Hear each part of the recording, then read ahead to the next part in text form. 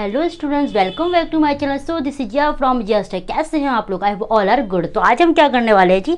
आज हम करने वाले हैं एक और लॉ, रूल्स बोल सकते हैं। वो है क्या, देखो अगर डिस्कस करते हैं। भैया मैंने एक नंबर लिया, क्या लिया जी? 2, ठीक है। फिर मैंने इसका 2 रेज़ टू द पावर 4 कर दिया। मतलब मुझे ये पता चल चुका है कि ये कैसा फॉर्म है, ये एक्सपोनेंशियल फॉर्म है।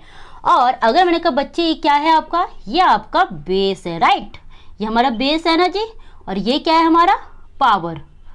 अच्छा ये बात बताओ, ये पावर कैसे वाला पावर है बताओ? नेगेटिव है या पॉजिटिव है? अगर कोई नंबर के आगे कुछ भी नहीं तो क्या है ये? Positive power. याद रहेंगे कैसा वाला पावर है ये? Positive power. अब आप बोलोगे मैम इसका क्या रोल है? अभी आने वाले टाइम हम करेंगे, जो इसके बाद जो समझाने वाली हूँ नेगेटिव पावर, उसको कैसे टैकल करते हैं उस चीज़ को भी डिस्कस करेंगे। तो ये एक फॉर्म था जी एक्सपोनेंशियल। ये कंप्लीट एक एक्सपोनेंशियल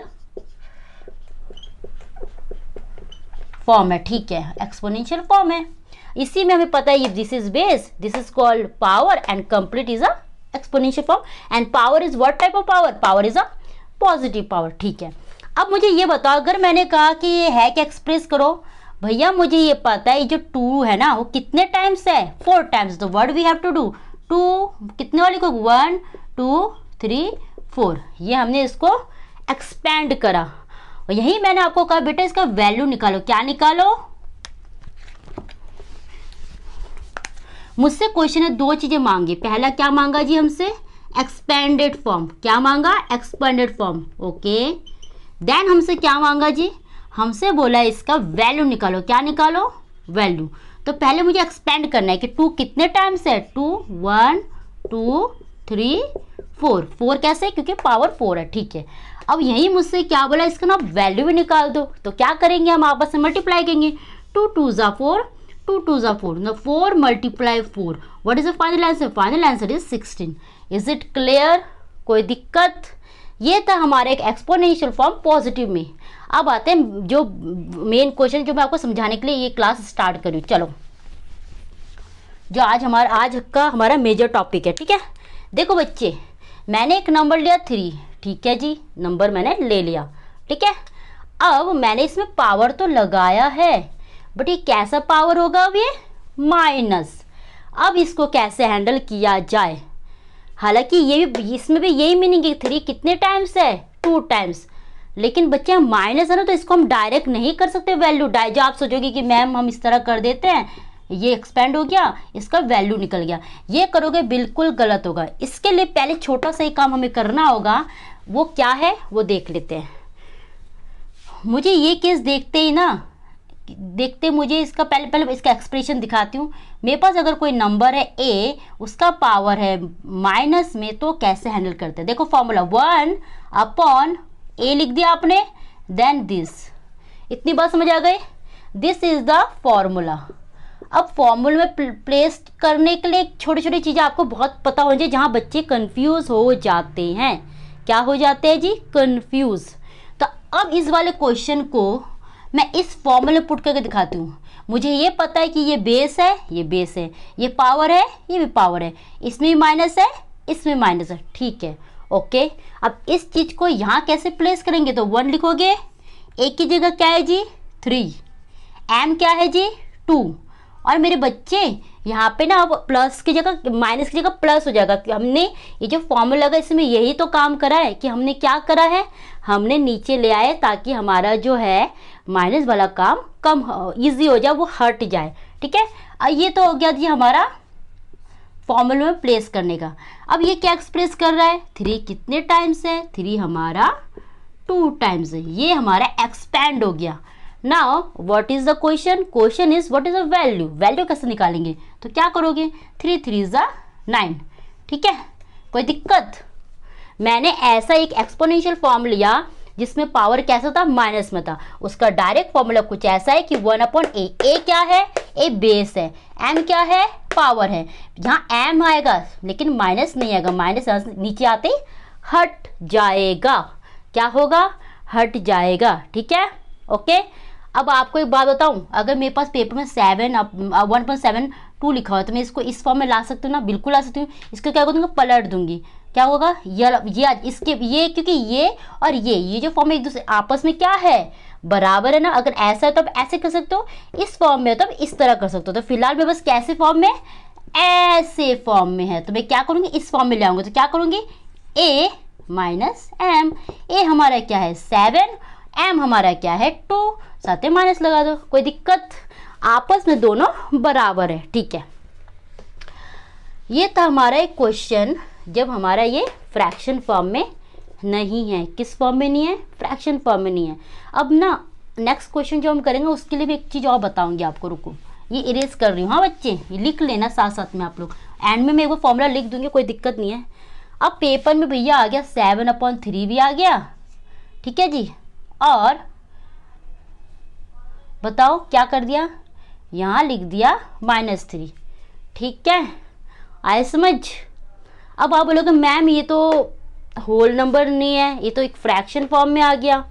अब फ्रैक्शन फॉर्म में कैसे काम करेंगे हम, है ना, कैसे काम किया जाए, मतलब रैशनल नंबर में देखो फॉर्मूला वही लगा 1/a, ठीक है, m, ये हमारा फॉर्मूला, ये हमेशा ये फॉर्मूला यूज होगा।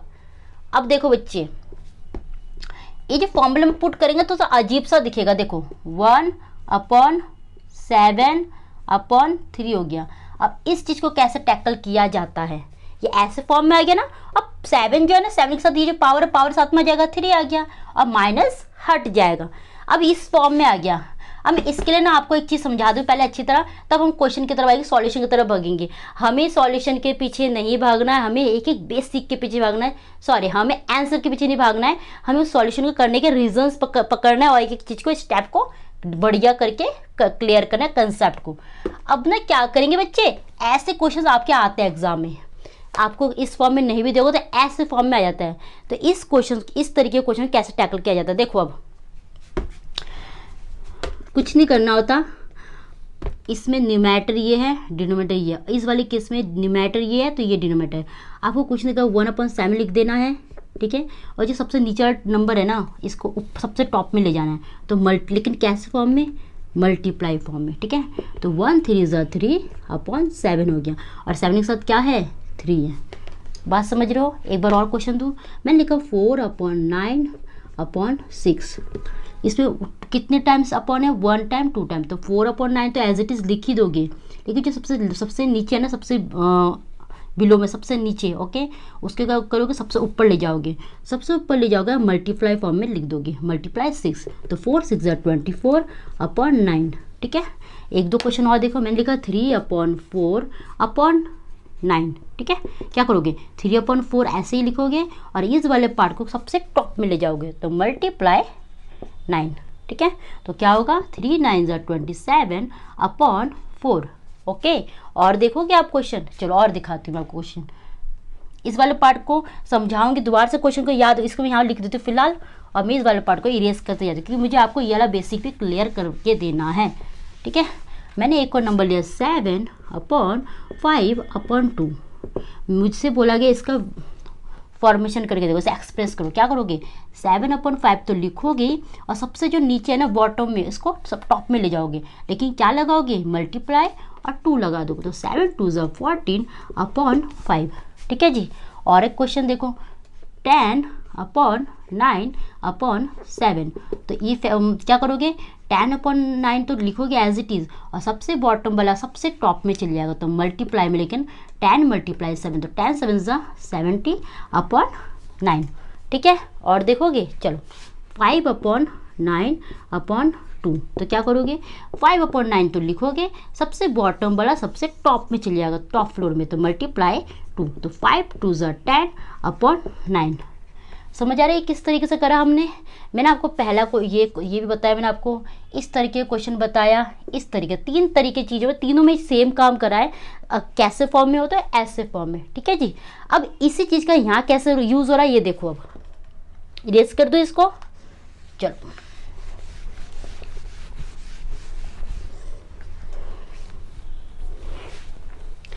मैंने कहा कि जब आपको दिख रहा है कि नेगेटिव पावर, इसका फॉर्मूला था 1/am, ठीक है। अब क्या करो, 1/a हमारा क्या है, 7/3 है, और पावर के साथ में आता है, और माइनस है तो नीचे आके प्लस बन जाएगा। पावर ढंग से बना देती हूँ मैं यहाँ। अब याद करो वो वाला फॉर्मूला जो अभी हमने सीखा था कि ऐसे फॉर्म में हो तो क्या करेंगे, पहले 1/7 एज इट इज़ लिख देते हैं, और सबसे जो बॉटम है वो टॉप में चला था, मल्टीप्लाई 7, तो क्या कहोगे 1/7 = 7 और ये 7। ठीक है बच्चे, कोई दिक्कत? बोलो कोई दिक्कत है?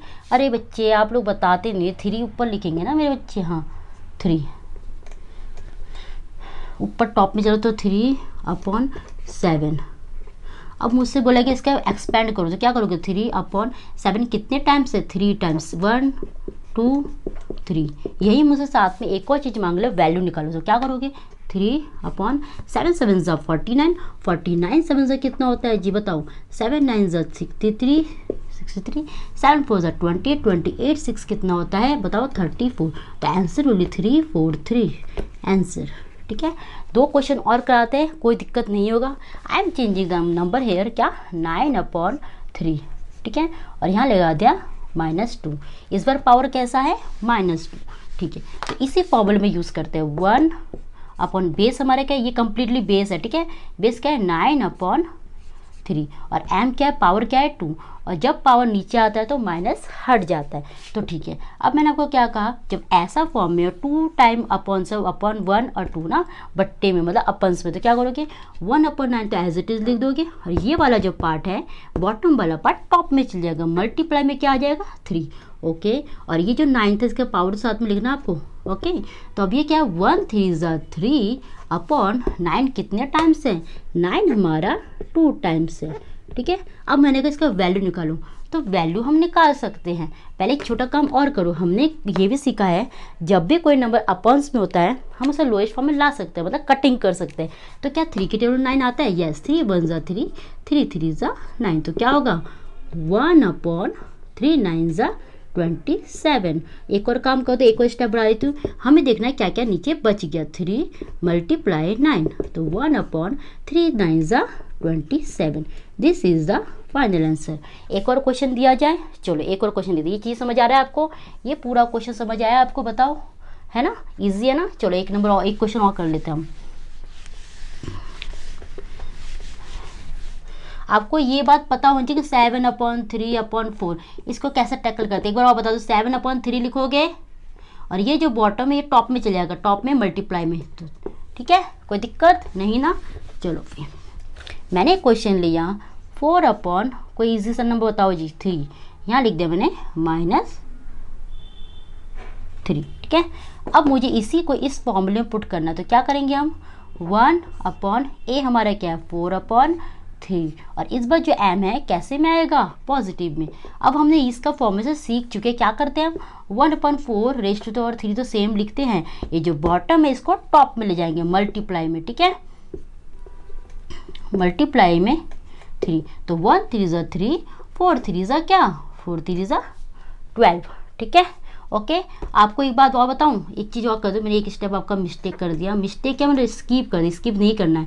4 कितने टाइम्स है 3 टाइम्स, 1 2 3। ठीक है, और मैंने 4 से 12 भी गलत आंसर आ रहा था, तो ये 3 हो गया। 4 4 ज़ा 16, 64 ज़ा 64, तो this is the final answer. Okay, clear, कोई दिक्कत? आपको इस तरीके से प्लेसिंग करना है।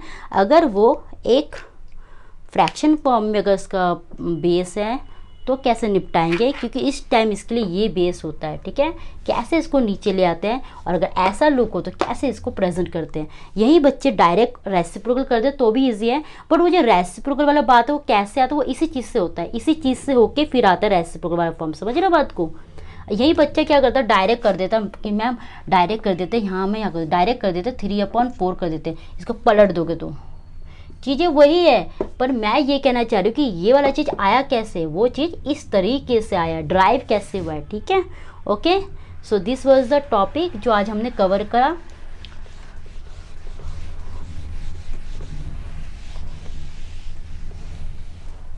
अब मैं लिख देती हूँ, कोई भी नंबर का अगर पावर नेगेटिव में हो, इफ देन क्या होगा जी 1/a दिस। ठीक है, और अगर कोई नंबर a/b/c है, इफ, ये ढंग से लिख देती हूँ मैं,